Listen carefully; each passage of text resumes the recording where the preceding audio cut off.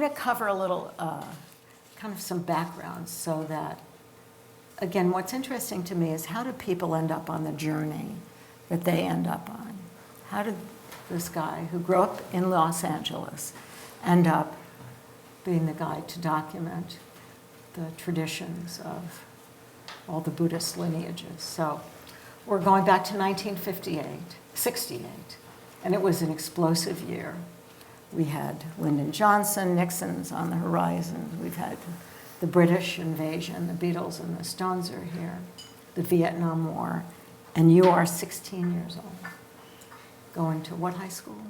Hollywood High. Hollywood High, and you discover your passion. So what happened? So I took a class in photography at Barnstable Park Junior Art Center in LA. And the teacher brought the class to LACMA, to LA County Art Museum. And I saw a photography exhibition of Dorothea Lange. And I was so moved by the pictures that I said to myself, I'm going to be a photographer. So I made that decision in 1968. So you knew you did not want to go into the Army. So I became active in the anti-war movement as photographing and providing pictures for publications.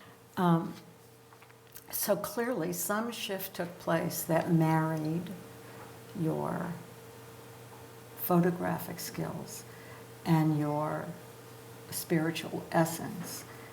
And when we talked earlier, you said that took place in 1974. So can you explain what happened? Well, I'll give a little background. I was actually on a farm in Escondido. I was photographing for my final year at San Francisco Art Institute in 1973. And I was on this farm photographing organic farming as a personal project. And somebody I met there said, you know, you ought to check out Eastern or spirituality. And I thought, okay, you know. So I started going to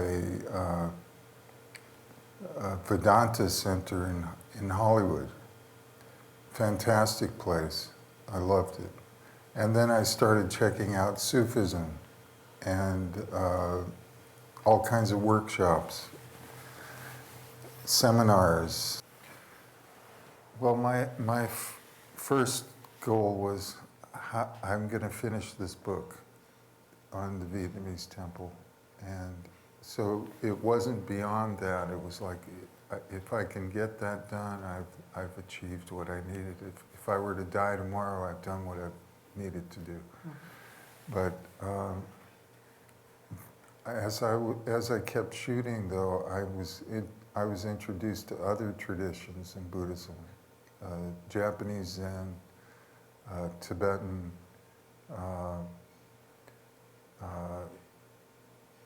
Thai, you know, many traditions, because Los Angeles is such an amazing center for Buddhism. It has, every tradition is there, you know. Temples from so many different ethnic groups are all there. So I would visit them and photograph. I traveled to Japan and Taiwan in 1985, and then to China and Japan and Taiwan in 1987. Shooting. And I was starting to get the feeling that something new is happening here. Right. And I started photographing portraits of Tibetan masters. You went to Santa Fe, and so now you've got Tibetan masters and Chinese temples and lots of different things happening like that. Right, and so then Kala Rinpoche, I got some good shots, and then Irv called me again and he said, Kala Rinpoche is coming to LA. I'd like you to do a portrait. So I took all my equipment that I used for doing commercial corporate photography with strobe lighting and the Hasselblad, and I went to see Kalu Rinpoche. He was 82,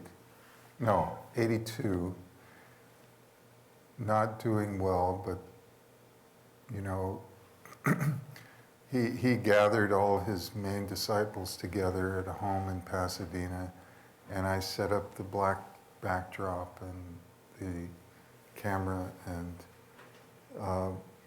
I remember looking at him, and he looked kind of blank and in another realm, and I looked over the camera and looked at him in the eyes and kind of smiled, and he just gave me everything in that moment to the camera.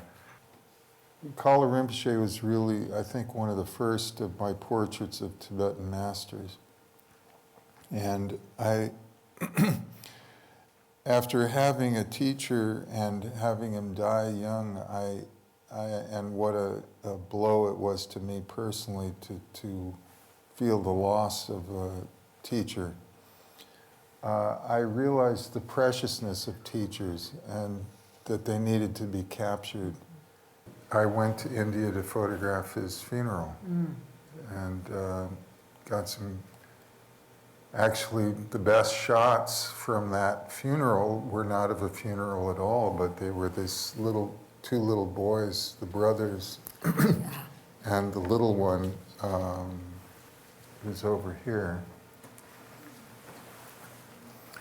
And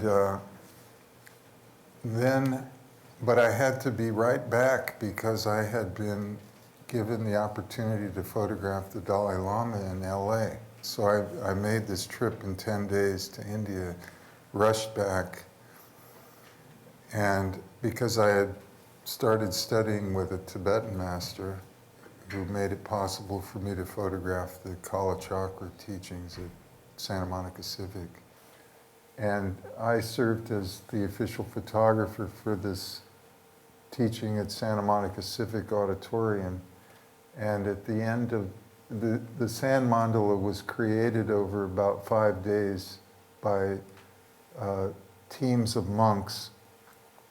4 at a time would pour the sand with tools and create this incredible mandala. And at the end of the ceremony and the initiation, the Dalai Lama dismantled the mandala, sand mandala, with these lines across it.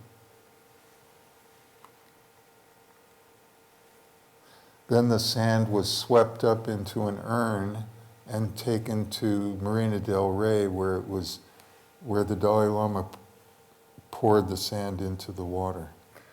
And so I started this project called at that time it was the Dharma Documentation Project.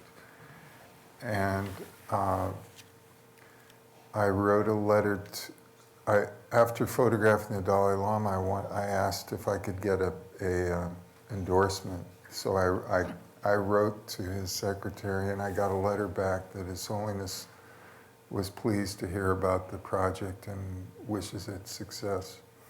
That was in '89. So in looking at your work, whether it's this or some of these beautiful Japanese buildings, I want to understand, as well as you can put it into words, the work speaks for itself, is how do you see what you see? If you can describe that. I can look at the same building that you do, but I don't see that, and I cannot capture it. As I could stand there with a camera all day, and yet you do. So what happens if you can describe that? You know, I think it's a matter of integration. It's as Houston Smith wrote in my book, the foreword to Visions of Buddhist Life. He said, "This is a story of a person who found his passion in photography and then found a second one in Buddhism. So the two really melded together, and so it's Buddhist practice, it's meditation, study of Dharma, merging with photography. So that the two become inseparable and photography becomes a practice. Mm-hmm. Do you know when you get the shot? Do you know in that moment? I mean, there are a number of pictures there. I look at them and I'm just like that. Do you know with those little boys, I got the shot? Sometimes, yeah, definitely. And what's that like? It's like, wow, you know. Right. You know, it's like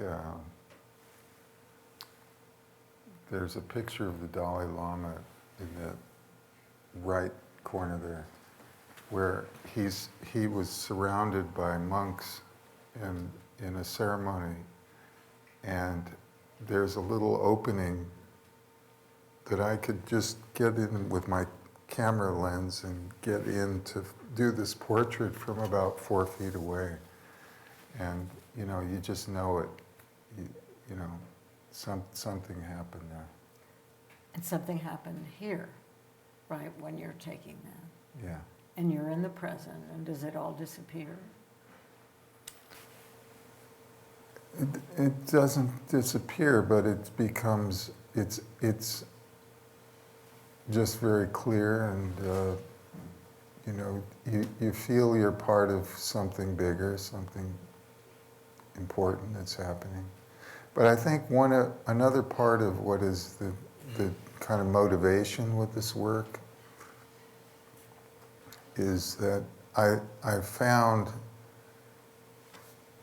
earlier in my life I was involved in volunteering in political campaigns, and I found that I was looking at what was going on, and there was so much competition and ego struggles, and I felt there needed to be something on a deeper level that was going to make a change in the world. So the motivation was the same, to try to improve our world, maybe through involvement in politics. But something more profound to make a transformation was based more in a spiritual direction. And that kind of was one of my motivations. So there's that aspect that somehow the deep truths that are in the wisdom that these masters have been passing down for centuries is something the world needs to hear. And so what could I do as a photographer to support their wisdom to come out? What I could do is be photographing them.